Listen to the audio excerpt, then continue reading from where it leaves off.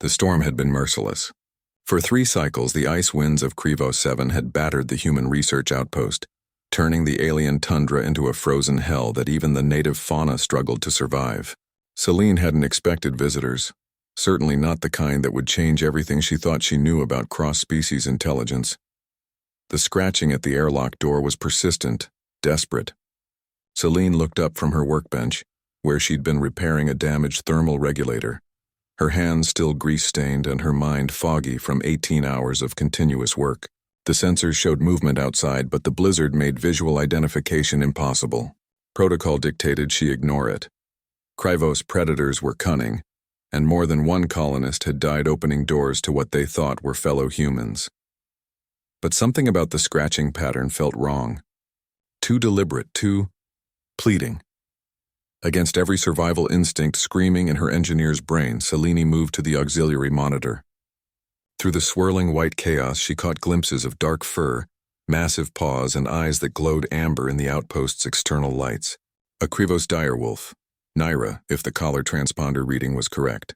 One of the tagged specimens from the xenobiology team's behavioral study.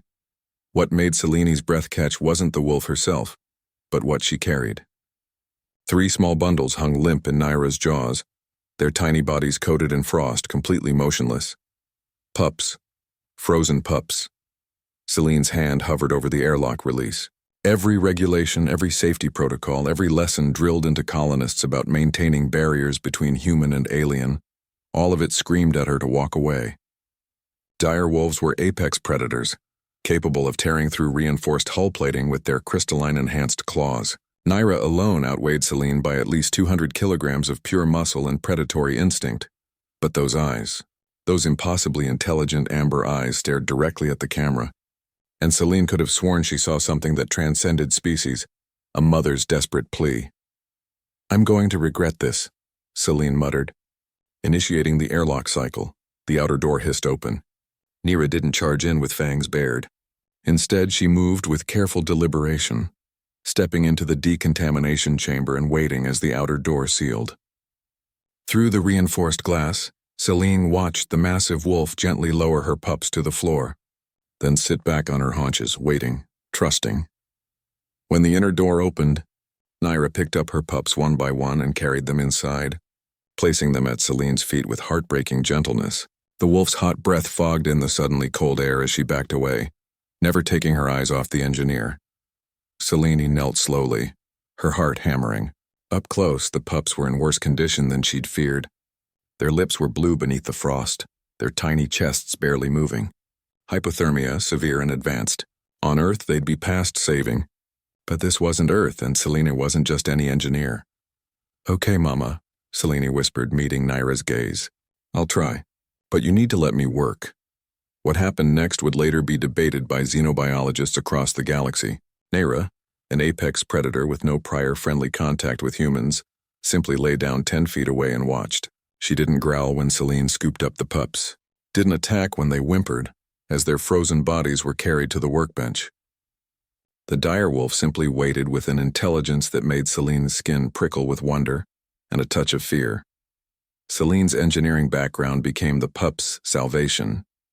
She had no veterinary training, but she understood thermal dynamics, cellular biology, and the principles of cryogenic preservation better than anyone on Krivos 7, the experimental nano-warming gel she'd been developing for equipment repair, designed to gradually raise temperature at the cellular level without causing crystallization damage, had never been tested on living tissue.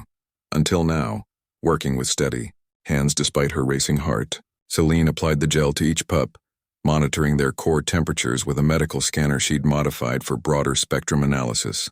The gel activated microscopic machines working to gently vibrate molecules back to life without causing the cellular rupture that typically killed frozen organisms during thaw. 20 minutes passed. Naira remained motionless, her amber eyes tracking every movement. 40 minutes. The smallest pup's chest rose with a slightly stronger breath. 1 hour. A tiny whimper broke the silence. 2 hours. All 3 pups were breathing normally, their body temperatures stabilizing, their frost-blue lips fading to healthy pink. When the first pup opened its eyes and let out a healthy yip, something extraordinary happened. Naira rose slowly, approached cautiously, and did something that would make Selene famous across human space. The dire wolf lowered her massive head and gently pressed her muzzle against Selene's shoulder. Not a threat, not a warning, a gesture of gratitude that transcended the boundaries between species. Selene's hand, shaking now that the adrenaline was fading, reached up to touch the soft fur behind Naira's ears. The wolf's eyes closed briefly, accepting the touch before she moved to her pups and began carefully cleaning them with her tongue. In the weeks that followed, Selene's actions would spark controversy. The xenobiology team was horrified at the protocol violations. Command threatened disciplinary action for compromising outpost security. But the footage of Naira bringing her frozen pups to a human, trusting a member of an alien species with her offspring's lives, went viral across the galactic network. Humanity had spent centuries searching for signs of intelligence among the stars, looking for species that could match human cognitive abilities. They'd found dozens of spacefaring civilizations, species that built cities and ships and weapons, but intelligence wasn't the rarest commodity in the universe. Trust was. Naira had somehow understood that the strange beings in their metal den possessed knowledge beyond her own. She'd overcome every instinct, every evolutionary imperative that said humans were threats, and she'd asked for help in the only way she could. And Selene, a human engineer with grease under her fingernails and no medical training, had answered that call. The pups grew strong. Naira remained near the outpost, no longer just a research subject but something new, a bridge between species. And Selene continued her work, but now with a new understanding. Humanity's greatest strength wasn't their technology or their weapons or their ships that crossed the stars. It was their capacity to recognize desperate need in another's eyes and respond with compassion, regardless of the differences between them. That was the real reason humanity thrived among the stars.